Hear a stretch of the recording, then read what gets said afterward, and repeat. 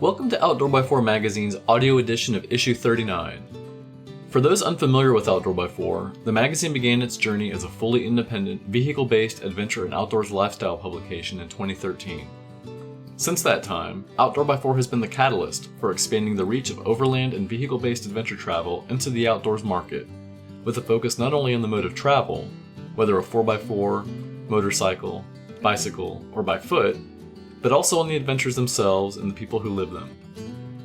In this issue, you'll hear a sampling of stories from the print edition, including The Dispatch by Outdoor x4's editor-in-chief, The Other Side of Nowhere, a four-wheeled adventure into the Big Bend region of West Texas, Overland in the Namib, a journey through the Namib Desert in Africa, Moto Mentor, lessons learned along New Mexico's backcountry discovery route, and In Focus, off-road photography tips and techniques.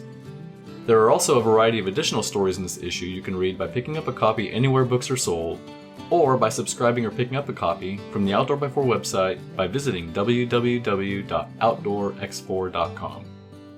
We hope you enjoyed this issue of Outdoor x4 Magazine.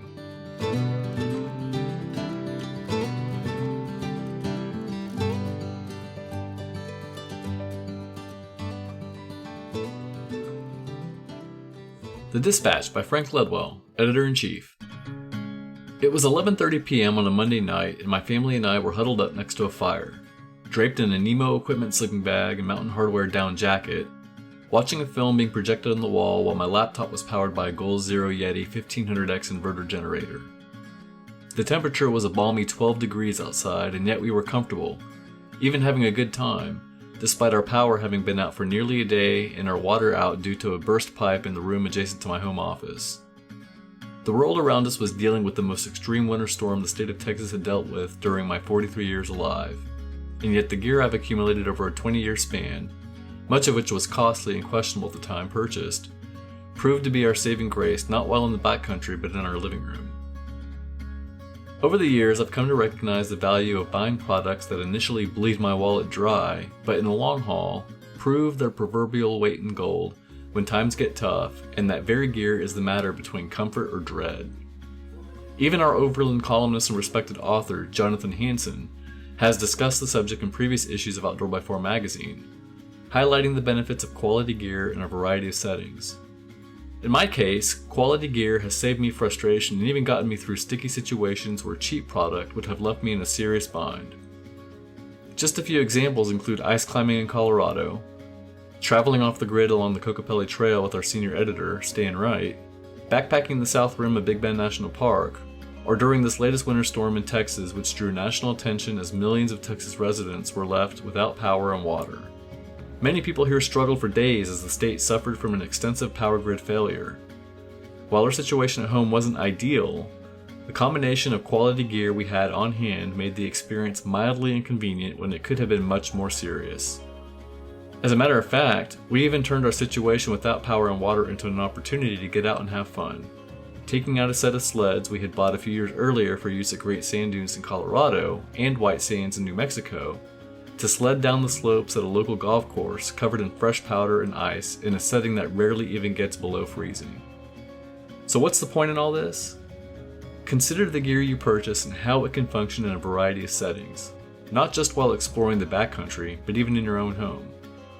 While I recognize and understand not everyone can afford expensive gear, I highly suggest buying the best gear you can afford and have it on hand when an emergency situation arises.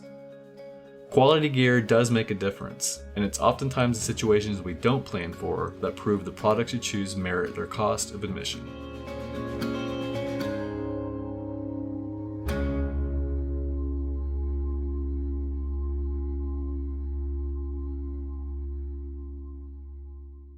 Since 1948, the name Warn has been synonymous with adventure, specializing in winches, hubs, and bumpers to meet truck, SUV, power sport, utility, and industrial demands. Warn is the leader in reliable recovery equipment and accessories.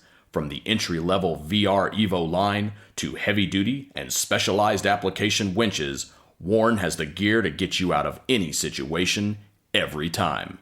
Preparation is a necessity. Warn. Go prepared.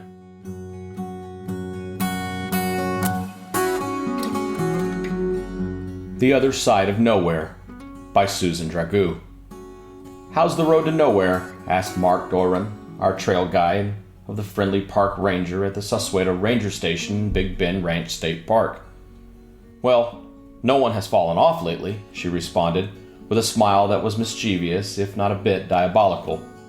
I did not find her answer particularly reassuring, but neither did I want to know any details, so I moved along, spying a small display of historical photographs in an adjacent room.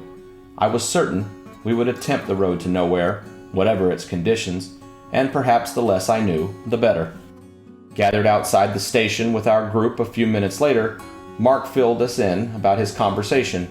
She said the road is well, not really one lane, and she said there is one place where we'll be on 3 wheels. Just count on it. This revelation had several possible interpretations. One was that as we drove a narrow shelf road in Texas's Big Bend Ranch State Park, there would be spots where sections of the road were washed out, such that one of our outer wheels would literally be hanging in the air as we crossed. I pictured our vehicle dangling, barely clinging to the mountainside as we struggled to maintain forward momentum and cross the divide, praying we would not fall to our deaths in the rocks several hundred feet below. I chose, of course, to interpret it differently. Perhaps she meant we would get cross-rutted and a wheel would be off the ground.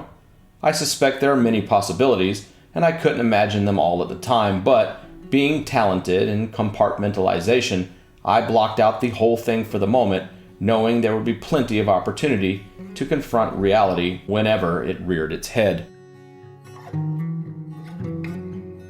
The Big Bend. High in the San Juan Range of Colorado's Rocky Mountains, just east of the Continental Divide, the Rio Grande River rises and begins a 1,900-mile journey to the southeast, bisecting New Mexico and forming the international border between Texas and New Mexico before emptying into the Gulf of Mexico. Deep in the Chihuahuan Desert in far southwest Texas, the course of the river shifts its direction 90 degrees from southeast to northeast, forming a long, acute angle, or Big Bend. In its meanders through the Big Bend, the river has carved deep canyons into the limestone and sculpted dramatic rock formations. But the Rio Grande has many personalities, and in some places it is only a shallow stream through sandy soil.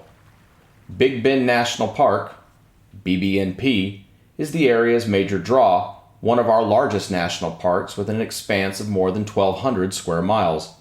It is also one of the least visited national parks, although over the winter holidays its warm weather draws large crowds. West of BBNP lies another huge tract of public land that is less developed.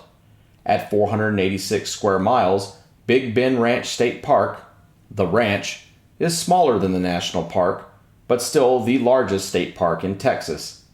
It is appealing for its isolation, and for off-roading enthusiasts, its rugged terrain. Bring 2 spares is common advice for those venturing forth on the ranch's 4-wheel drive high-clearance roads. We live in Oklahoma, less than 2 hours from the Texas border, but Texas is a big, big place, and getting all the way to Big Bend required 10 hours of driving. You might say it's close to nowhere. It was late January 2020, and we were traveling with our friends Chris and Laura Moxley and their Corgi Gatsby in their Jeep JK Unlimited, Mark Driscoll in his 2014 Gen 2 Tacoma, and Mark Doran, our trail guide and videographer, in his new Jeep Gladiator. My husband Bill and I were driving our 2016 Toyota 4Runner, dubbed GS, for its Geländestrasse, or land and street, capabilities. The first leg. Alpine, Texas may sound like an oxymoron, but yes, there are mountains in Texas. The city of Alpine is a high desert jewel nestled in the tall hills of West Texas, or so their Chamber of Commerce claims. And I agree. It's a charming town and a perfect stopover for the trip to Big Bend. One long day of driving from Oklahoma, a night in Alpine, and the next morning, the Big Bend is within easy striking distance. Our favorite lodging is the Maverick Inn, a roadhouse for wanderers, and that's where all of us booked rooms for the first night of our journey. We dined that evening at the iconic Riata Steakhouse, named for the mythical ranch in Edna Ferber's novel Giant. The 1956 movie of the same name, starring Elizabeth Taylor, Rock Hudson, and James Dean, was filmed at a ranch outside nearby Marfa, an artsy village famous for its ghost lights.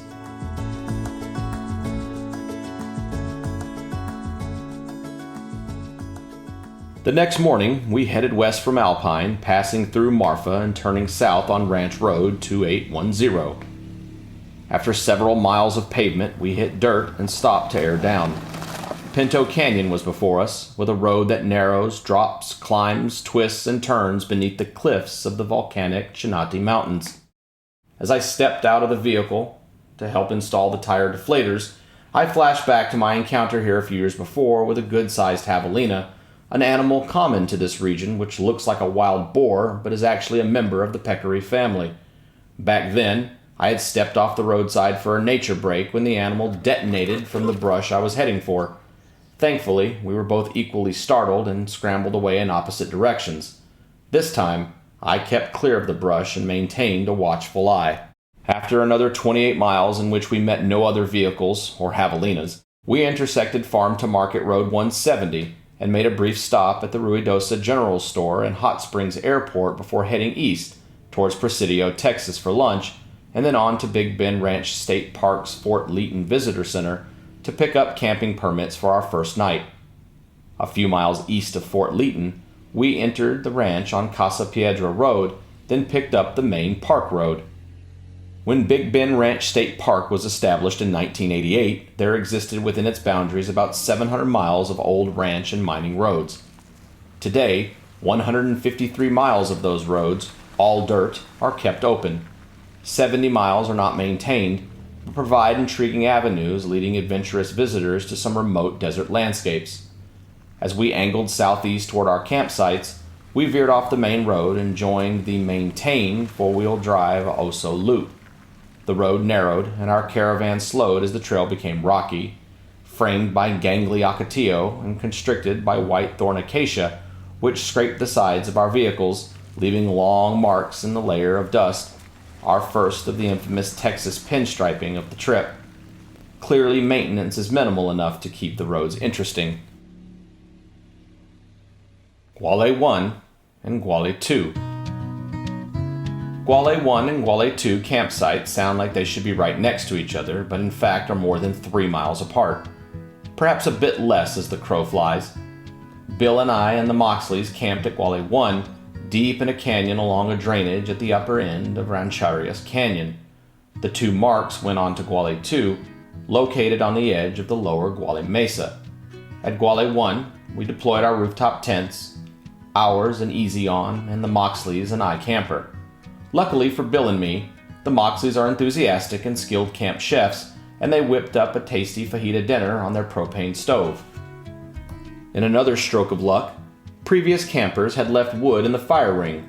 We brought firewood, but it was still on Mark Driscoll's truck 3 miles up the trail, and we enjoyed its warmth as darkness fell. For some, darkness is a big part of the attraction here in this certified international dark sky park.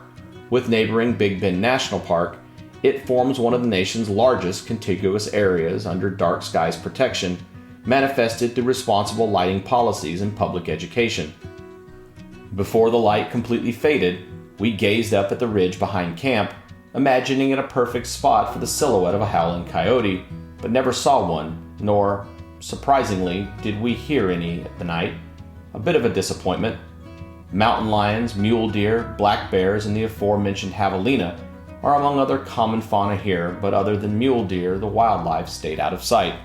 We were quite happy with our home for the night, but the next day we learned that our friends had by far the more scenic site. Guale 2 is located on a high bluff near the edge of Rancherias Canyon with panoramic views.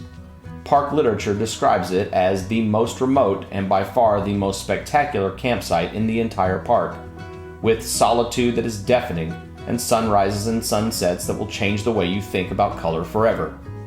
The next morning, the two Marks confirmed its beauty, but added it was awfully windy in a feeble attempt to make us feel better. In our case, ignorance was bliss.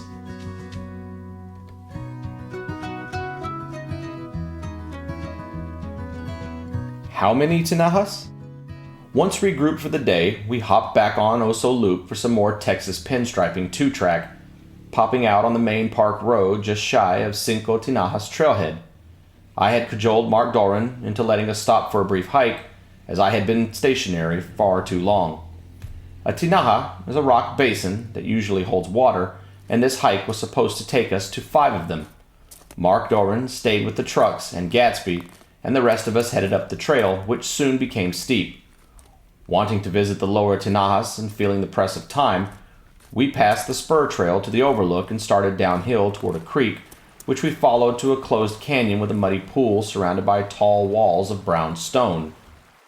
We took a few moments to explore, then retraced our steps back up the hill, again bypassing the overlook for the sake of time, then following the faint trail to the upper Tinajas. It took us to an upper level of the same stream, where we encountered multiple shallow pools, but were unsure what qualified as one of the 5 Tinajas. We followed the creek back to the road, thinking we'd bagged maybe 3 of the elusive puddles, and left knowing we had missed something, which would undoubtedly have been revealed at the overlook, but we had to move on. At the Sassuero Ranger Station, we picked up our backcountry permit for the night, and that's where we got the lowdown from the perky park ranger about the notorious road to nowhere. The route in question is a shelf road leading to the interior of El Solitario, Spanish for hermit or loner, the signature geologic feature of the ranch. The collapsed and eroded volcanic dome is almost 10 miles across and nearly symmetrical. There are several places where one can easily capture views of El Solitario.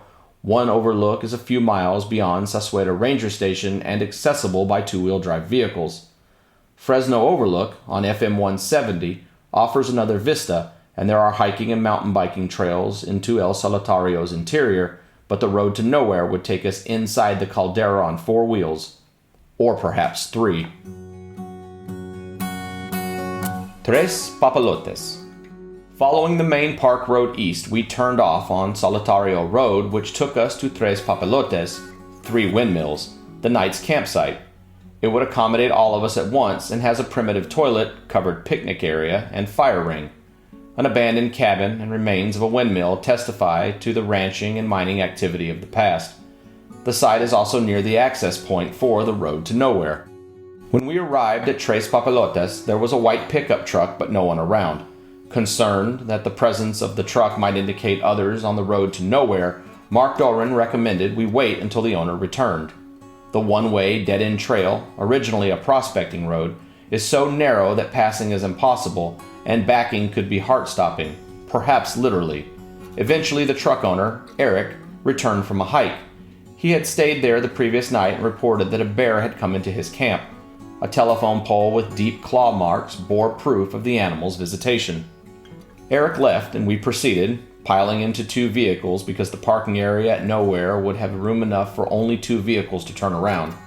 Mark Doran drove his Jeep Gladiator, with Mark Driscoll as a passenger. Chris and Laura joined us in the 4Runner with Bill as pilot. I sat in the back seat on the driver's side, which turned out to be a good decision.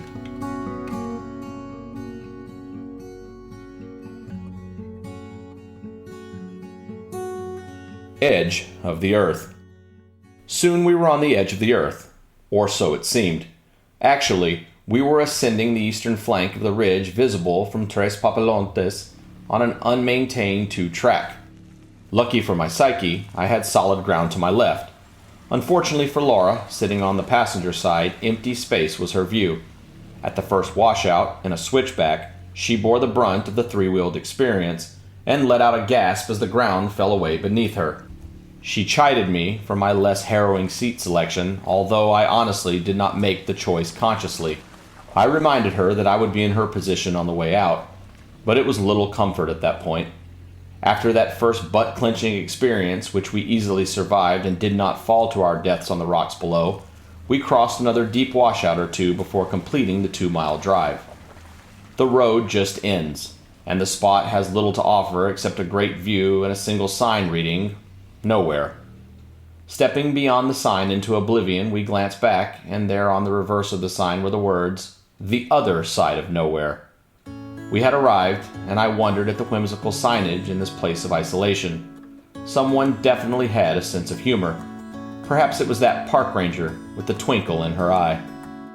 Painstakingly maneuvering the vehicles in the tiny space, Mark and Bill backed up against the ridge and inched close to the edge to turn around and face in the opposite direction for our descent.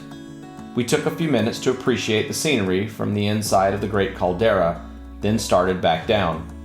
Having survived the climb, I was at ease about the ride back down, and my confidence in Bill's driving was a bonus. I trust him on 2 wheels and 4, so why not 3? With my somewhat exaggerated concerns alleviated, I enjoyed the return trip, and the descent was more relaxing for Laura as well. Back at Tres Papalotes, we set up camp. Having arrived with plenty of daylight, no small feat in midwinter, we enjoyed a bit of leisure time before Laura and I began preparing vegetables for the evening's hobo dinners. Potatoes, carrots, squash, onions, peppers, garlic, plus bratwurst for the carnivores. Bill got a charcoal fire going in the metal fire pit as each person selected and seasoned their own dinner ingredients and wrapped them in a foil packet. Once the coals were white hot, we nestled the packets into them and waited. The sizzling of bratwurst and well-oiled vegetables and the aroma of garlic, onion, and spices tipped the scales for anyone who hadn't yet felt the pangs of hunger.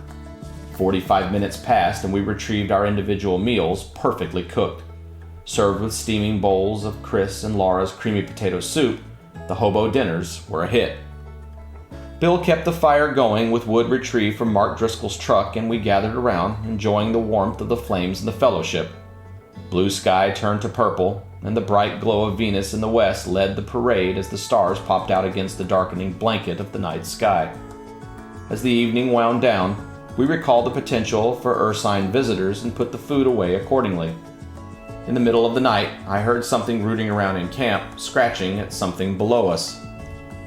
But the next morning, Bill said he didn't think it was a bear, as there were no claw marks and nothing disturbed. And no one else heard anything. Perhaps I imagined the creature had appeared from nowhere and vanished into oblivion, somewhere on the other side of nowhere.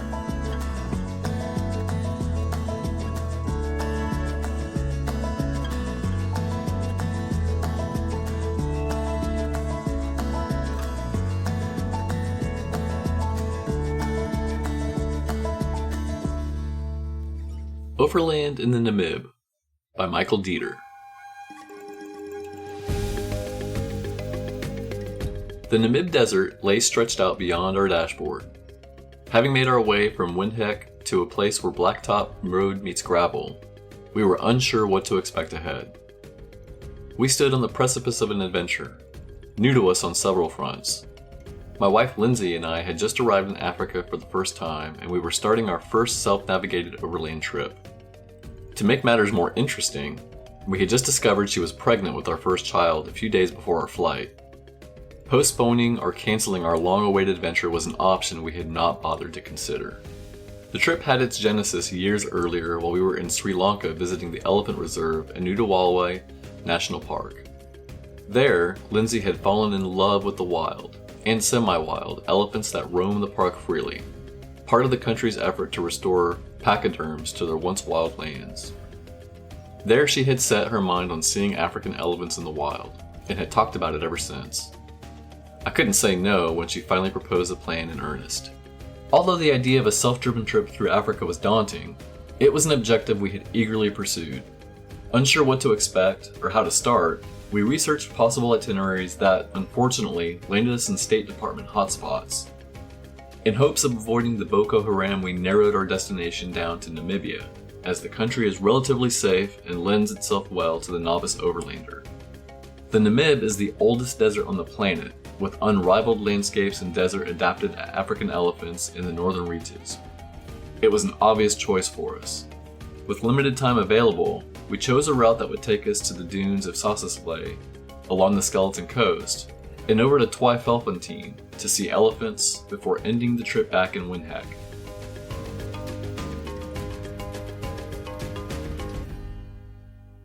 We crossed the threshold into the unknown as rubber met gravel. The sun beat down on the desert road, creating mirages ahead, like a siren beckoning us forward with false promises. We heeded her call into the vast openness, leaving miles of dust and gravel in our wake until we arrived at the lodge as the sun hung just over the western horizon. We watched with wonder as the shadows lengthened, leading into the golden hour before dark. The once barren landscape soon came to life with animals that had hibernated during the heat of the day, as we took refuge on the roof of our bungalow to watch the sunset over Susaslai's desert.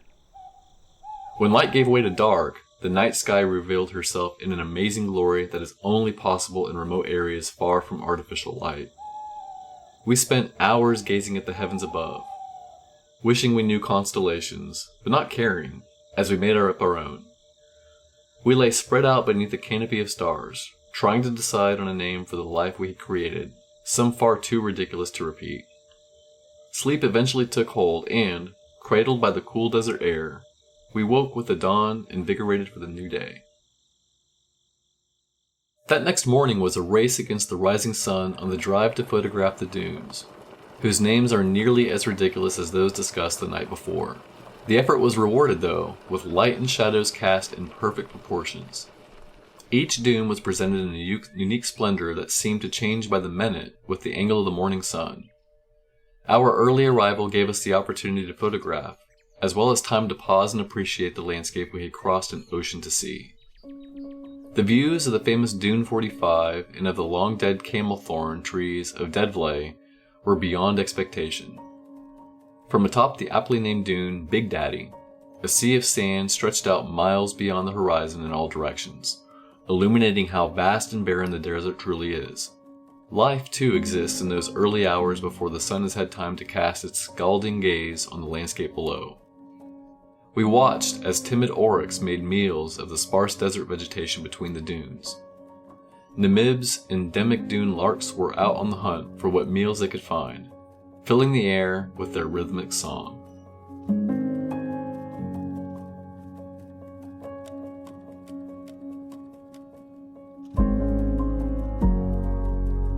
We made the most of our time in the dunes and surrounding area, but time is a funny thing in that it waits for no one. With time in short supply, we made tracks toward our next destination, Twyfelfontein. The drive west toward the coast brought us first to the industrial shipping town of Walvis Bay, where man's arrival has left scars of progress and industry along the coastline. From there, we followed the coast north to the German colonial town of Swakopmund, where expats and tourists filled cafes and restaurants with a cacophony of human discourse. These incursions of industry and human folly on the desert landscape were an affront to the sense of isolation to which we had quickly become accustomed. It was not long into our time in the city that we were longing for the desolation and serenity of the open desert. We left Swakopmund after only one night and welcomed the solitude provided by the skeleton coast as we journeyed onward. The coast is named for the skeletons of ships that dot Namibia's Atlantic coast, their fates having been dictated by its turbulent seas.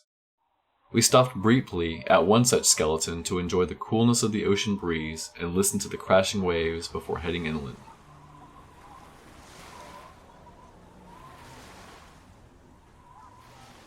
Leaving the coast, we were immediately met again by the searing heat of the African sun.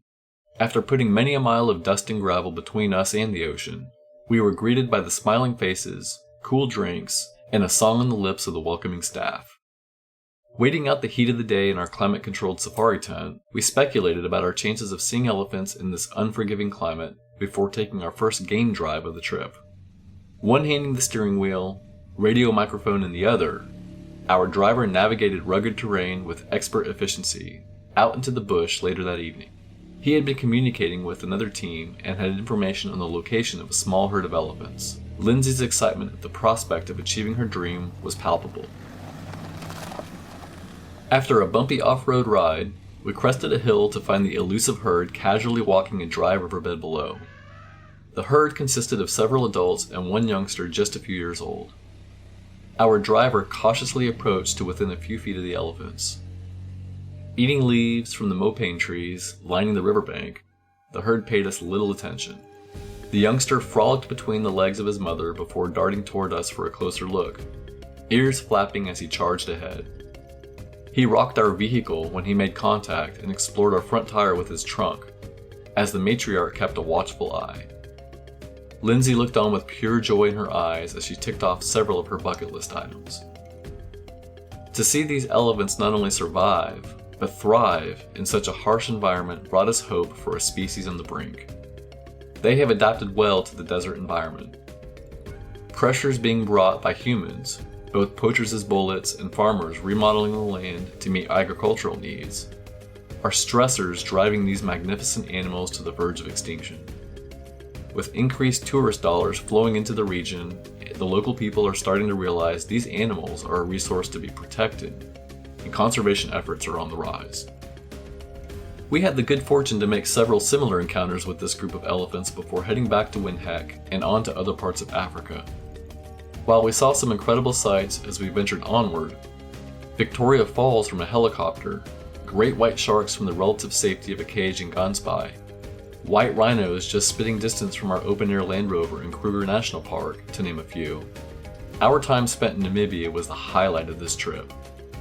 There is a freedom and sense of accomplishment one gets from a self-driven overland trip in a foreign land that no outfitter can provide. Also, the sense of adventure obtained from having to be self-reliant in remote stretches of the planet is beyond description. Our initial plan was to camp, but due to the pregnancy, we opted for the safety and comfort of safari lodges in both Sossusvlei and Twyfelfontein. Both locations have ample camping options, and if we had to do it over, we would opt for camping, without a doubt. There are several rental car agencies in Windhoek that offer overland vehicles for rent with rooftop tents for safety. Namibia lit a fire, and shortly after returning stateside, we started the process of outfitting our Tundra and 4Runner for local trips in our home state of Colorado and beyond. Our son, now 9 months old, has 2 camping trips under his belt, and we have a 3-day Montrose to Moab overland trip via the Rimrucker Trail planned in the near future. As our adventures continue, we hope to pass on our love of nature and the outdoors to him.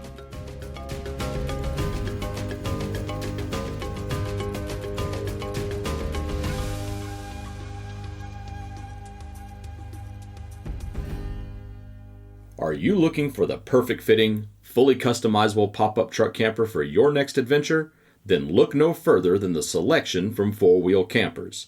From classic slide-in, bed top, and flatbed configuration designs, 4 Wheel Campers has the setup you need. With extensive available custom options and precision built in Woodland, California, 4 Wheel Campers has been providing quality equipment for the outdoor community since 1972. For more information on the pop-up camper you've been looking for, then pop on over to 4wheelcampers.com. That's F-O-U-R, wheelcampers.com. Moto Mentor. Lessons learned along New Mexico's backcountry discovery route. By Brandon Weaver. The world still exists. My phone vibrates. The damn contraption just found a tower. I turn my bike off and pull the phone from my thigh pocket. The screen lights up the night. It's a text from my wife, Allison. Great pics. Are you in Lubbock yet? How did today go? It's pitch black except for a dimly lit sign on a stucco fence in front of a square adobe building. I struggle to make out the letters next to the silhouette of a bison. My eyes take a moment to focus in the low light. The letters take shape. Armendariz Ranch. The headquarters for Ted Turner's 362,885 acre spread. I'm definitely not in Lubbock. My riding partner, Jared Foster, checks our route on his phone. How much pavement do we have? I ask. He swipes at his screen, up, down, left, right. Looks like 27 miles to Truth or Consequences. He nudges his helmet. Right down 51. A ribbon of asphalt suddenly appears from the last bit of gravel striations, signaling the end of Tularosa Road. I text Allison. Longer day than expected. We are just now rolling into T or C. It's a tiny fib, but New Mexico is vast. I feel like 27 miles constitutes rolling in. She texts back immediately. There is no emoji, but the worry is apparent. Is everything okay? To answer that question, we have to go back to where our adventure started. We are on the New Mexico backcountry discovery route. There are 11 BDRs across the United States. The BDRs are off-highway routes specifically designed for adventure motorcycles. The New Mexico BDR is 1,178 miles long in 7 segments. It's late October, and Jared and I only have time to knock out segments 1 and 2. Guadalupe Mountains National Park, Texas, to Guadalupe Ridge, New Mexico. Technically, segment 1 of the New Mexico Backcountry Discovery Route begins in Del City, Texas. However, Jared and I opt to depart from Pine Springs Campground in Guadalupe Mountains National Park at the base of Guadalupe Peak, the highest point in Texas, at 8,751 feet. We wake early, break camp, and pack our bikes. Time to go to work, I tell myself. This trip is the manifestation of a childhood dream, a dream spawned from the pages of Motocross Action magazine. The 80s era of the MXA test rider was a part of my formative years. It was a glimpse into the premix fueled world of the Southern California motocross scene. The magazine's photography conjured excitement. Skilled riders atop shiny new motocross rigs executed fantastic berm shots, tabletops, one-handed wheelies, and all sorts of awesome aerial feats. Those images adorned my walls and notebooks until junior high. All my friends wanted to be Dallas Cowboys. I wanted to be a MXA test rider. I wanted to write about dirt bikes, but West Texas is a long way from Southern California, and my writing skills were even farther away. I never became a MXA test rider, but perusing the endless articles and editorials that came every month taught me narrative, tongue-in-cheek humor, and ultimately set me down the path to become a writer. That's how I met Jared Foster. Jared and I pull into a rest stop just down from the park entrance. Behind us, jutting from an ancient seabed like a rock castle, is El Capitan, an 8,085-foot limestone Permian-era reef. "Ride up the hill and I'll get a shot of you coming down with El Cap in the background," Jared says. I ride up, I zip down, Jared snaps the shot. I pull into the rest stop and he shows me the image on his Canon. No wheelie, no cross-up. It's just me riding a big red adventure motorcycle, seated. It is awesome.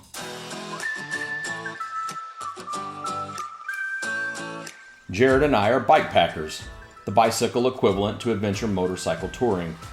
Most of our professional collaborations as writer-photographer have revolved around bags strapped to bicycles. On one of those trips, I tossed out an idea I'd been brewing for an adventure motorcycle gravel trip across Texas. "I'm in," Jared said, before I could even unwrap the details. It was on, and we went into logistics mode.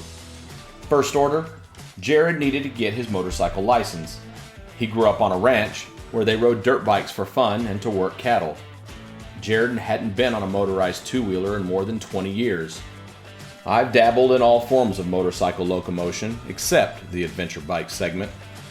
I had preferred to experience the backcountry by bicycle, but I could no longer deny my envy of KLIM-clad riders ripping across the Rocky Mountains on quarter-ton machines. Still, we are cyclists, so our approach to any journey is an act in minimalism. Jared immediately planned a shakedown excursion. Both of us are based in Texas, so the New Mexico BDR seemed like a well-suited mated voyage. Jared dubbed the trip Moto Mentor. I would help him with his writing, and he would help me hone my photography skills. Jared's innate desire is to educate. He is a professor of practice at Texas Tech University in Lubbock, where he teaches photography and visual storytelling. My qualifications? I've crashed a lot of motorcycles. After the El Capitan photo shoot and a 45-mile stretch of pavement, we officially entered the New Mexico BDR. As beautiful as any sunrise, the orange-yellow road sign informs us, pavement ends. A plume of white chalky dust bursts from our machines like a boat cutting a wake through talcum powder.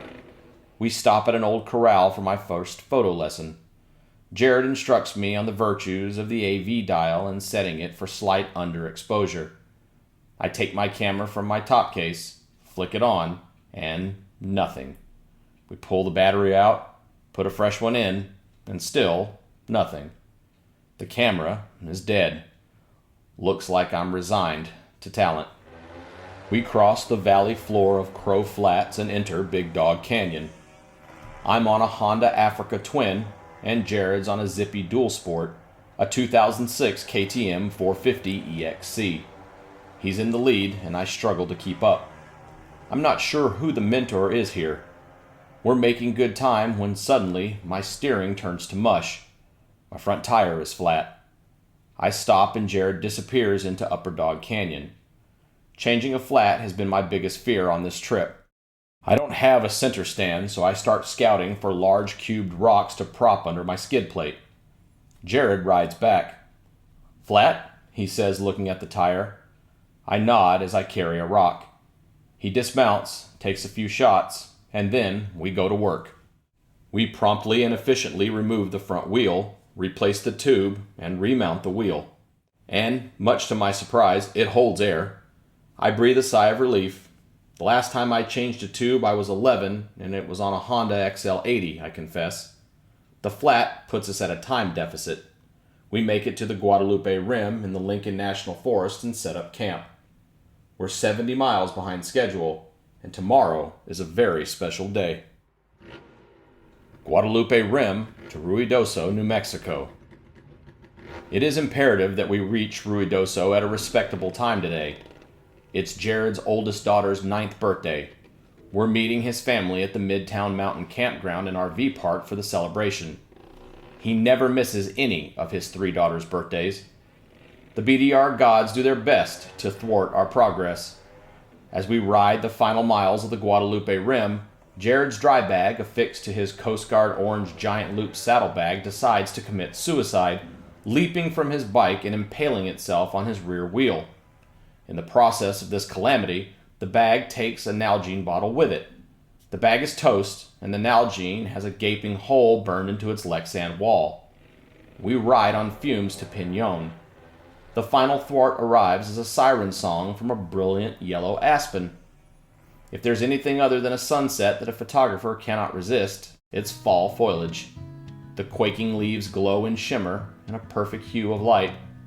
We have to stop and get the shot. I oblige. I'm talent now. I make 2 passes.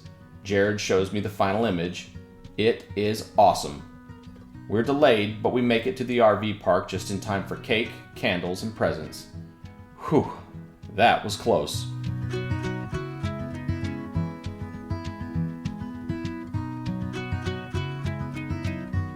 Ruidoso to Truth or Consequences. Leaving Ruidoso, we ride along a winding mountain road through deep green conifers, more fall foliage, a stream crossing, and down Nogal Canyon. It is a spectacular display of high country riding. With the mountains in our mirrors, we enter the high desert and skirt the Carrizozo lava field in the Valley of the Fires. The road abuts a fence, forming a T. We stop to orient our trajectory. In New Mexico, do not assume you're headed in the right direction. I send my wife a 360-degree selfie video. On the horizon to our left are 2 cinder cones called Broken Back Crater, long dormant volcanic vents. Behind us are the peaks of Nogal and Sierra Blanca and the Sacramento Mountains. A sense of contentment washes over me. I'm cradled within 2 contrasting ecosystems. The mountains feed my soul, but the desert captures it.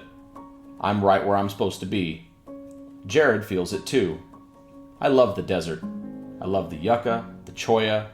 Just seeing those mountains on the horizon, it gives the desert purpose, he says. Purpose. The word draws me back to what this trip was about. Mentoring. When my camera died on the first day, my hands-on photo workshop was over, but the learning never stopped. Watching Jared and how he handles the camera, sees light, and sets up shots is an immersive education in photography. He's been writing so well, I don't feel like he's needed any writing instruction from me. How do you feel after a couple of days of solid writing? I ask. You look really comfortable. What he says surprises me.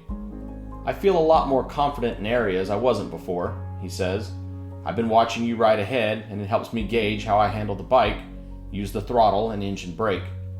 Writing for me is so intuitive, I never thought I was instructing. Observation and awareness is what makes Jared an exceptional educator.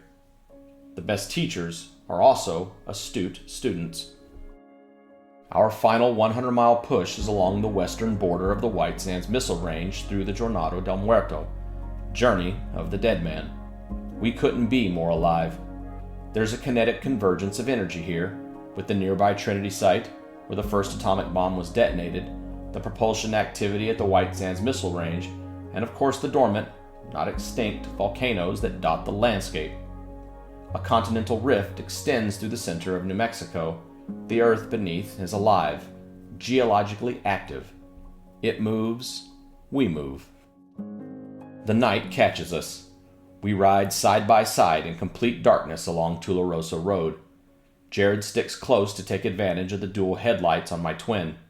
Riding at night through a foreign landscape heightens the senses. The motorcycles churn an ethereal setting as they careen down a surface coated in caliche silt. The fog of dust dances on the beams of light emitting from our headlights. Creatures scurry in the peripheral darkness as we cut through the night. Oh geez, was that a goblin? No. It's just a bunch of remnants lingering in the road. The lone light at the Armendaris Ranch headquarters is our beacon back to the world, back to our lives. It's always bittersweet to end an adventure, but the ending is what gives you perspective on the journey. Without it, you'd never grow. The unanswered text from my wife waits on my phone. Is everything okay? The last 3 days scroll across my visor like a movie trailer. Adversity, triumph, lessons were learned, and gear was destroyed. We're grizzled adventure bike veterans now, dust-coated and steely-eyed. Everything is definitely okay.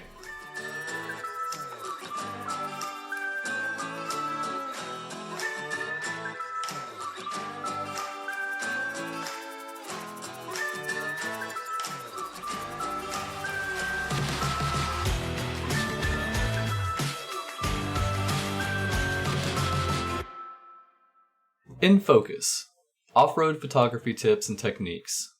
Words and photos by Dan Ballard. If off-road photography feels hard, that's because it is. Shooting a moving vehicle can be technically challenging, and often demands that we consider many elements and how they work together, all while being up against dust, mud, wind, rain, or difficult uneven terrain. Despite these challenges, the end result of capturing an awesome image can be very rewarding, an exciting payoff to the hard work that comes with off-road photography. Even after 15 years as a pro photographer and teacher, I'm still learning every time I'm in the field. There have been days I came home with images that conjured thoughts of, what was I thinking? And there have been moments of frustration when a shot of a gnarly obstacle looked like absolutely nothing in the image. Yet, after countless hours spent shooting in the outdoors, I finally nailed down some useful techniques for producing decent images of my off-road adventures. Here are a few things I've learned along the way.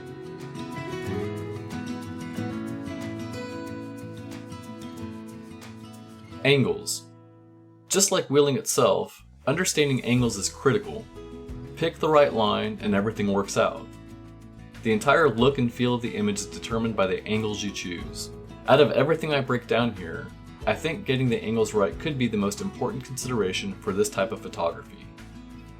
It all comes down to your movement and where you place yourself in relationship to the vehicle and landscape. When I am on a photo shoot, I am running around non-stop, looking at every angle I can as the driver moves. Many times, shooting just a foot or two up or down, closer or farther away, can make all the difference. Of course, these angles are changing constantly as the driver moves forward or flexes the suspension. Your camera lens can also make a huge difference in how a scene appears and affects how close you should be to the subject. For example, an ultra-wide lens can look awesome if you get extremely close to the vehicle, but it comes at the cost of possible distortion and warping, and many images will look abnormal and be unusable. Using a wide-angle lens from farther distances will make the vehicle appear much smaller in relation to the landscape. A telephoto lens can compress the scene and make background elements feel larger than life, but you have to be in just the right place to make it work.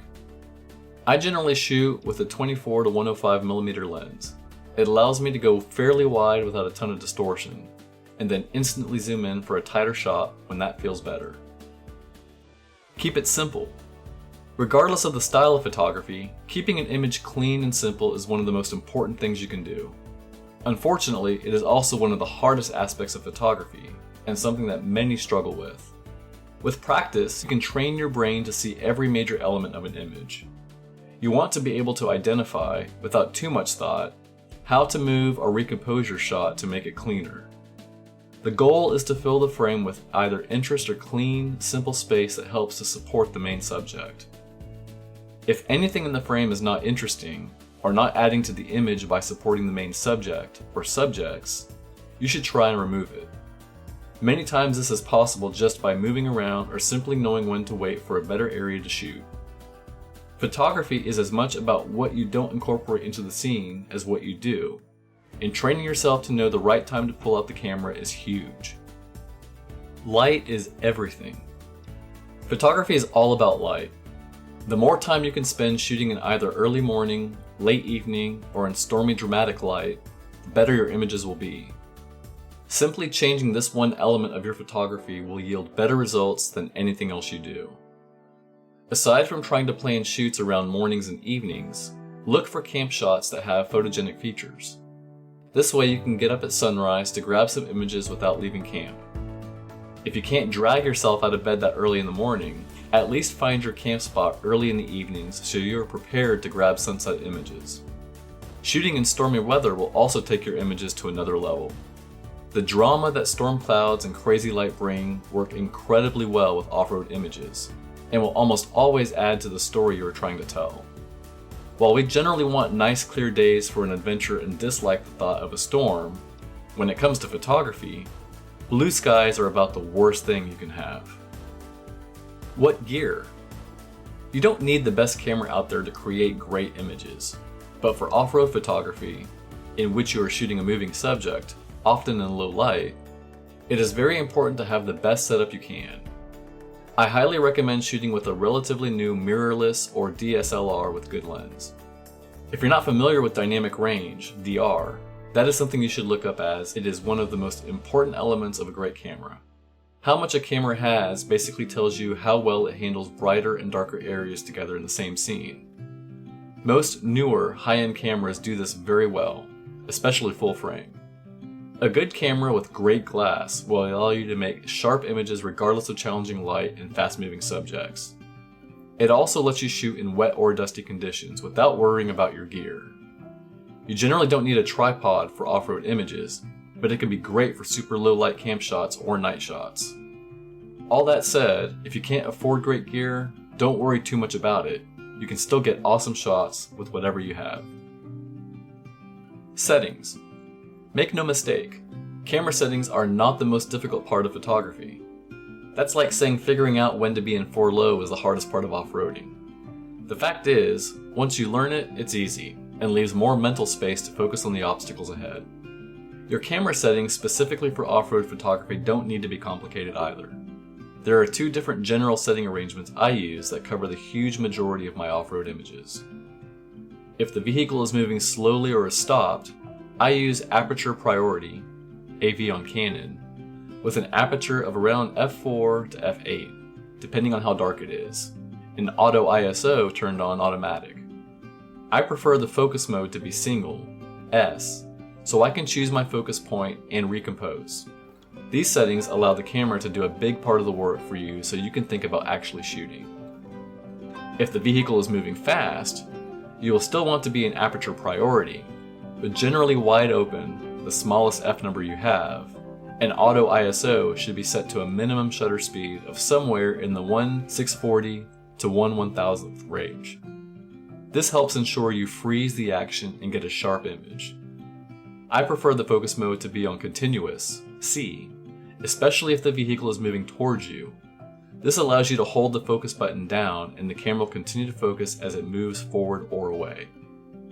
With both setups, you should have matrix metering, burst mode, I like medium speed, for rapid fire shots, and lens or body image stabilization should be turned on. You can then use the exposure compensation button or dial to lighten or darken the image accordingly. If you're not familiar with the histogram, learn how to use it. This will be huge in making sure you have all the details you need when you do the edit to files. You can't take too many. Getting everything just right on an off-road shoot is extremely tough. The more images you take, the higher your chances of getting one that is perfect. Make sure you have several big memory cards so you can shoot on burst mode and capture every angle you think looks good. This doesn't mean you should just stop thinking and quote shoot and pray, hoping something comes out. Every shot you take should be 100% deliberate and thoughtful. Remember, you want to be thinking about every aspect of the scene and how the finished image might look, and you should be doing it a lot. Editing is key. Editing your images is almost as important as time spent in the field capturing the action. You don't have to spend very long at a computer, or even have Photoshop, but using a decent program that offers more than preset filters or basic sliders is essential. For best results, you can work with local adjustment tools to lighten or darken specific focus areas in your image scene. This is in addition to making adjustments to the brightness, shadows, warmth, etc. of the overall image. Consider darkening the background and adding brightness, whites to your truck to pull the focus towards your main subject. You'll be amazed at the results. I personally use Adobe Lightroom. It is much easier than Photoshop and has everything you need to create great images. The learning curve is minimal and there are plenty of free videos online, including a video course I have personally produced. Keep in mind, image editing is easier than you think once you get the hang of it, and very rewarding when you see the difference it can make. Coming home. It is a common trait among explorers to desire the lonely solitude of a journey, while at the same time craving friendship, connection, and a listening ear. We'd love to share our stories and incredible journeys with others. Photography is one of the best ways to do this, and mastering it allows us to share those stories with depth and realism. We can pull the viewer in and take them with us. From high deserts to vast plains, over endless mountains and into forests that hold the hammock, we can truly bring the experience back home.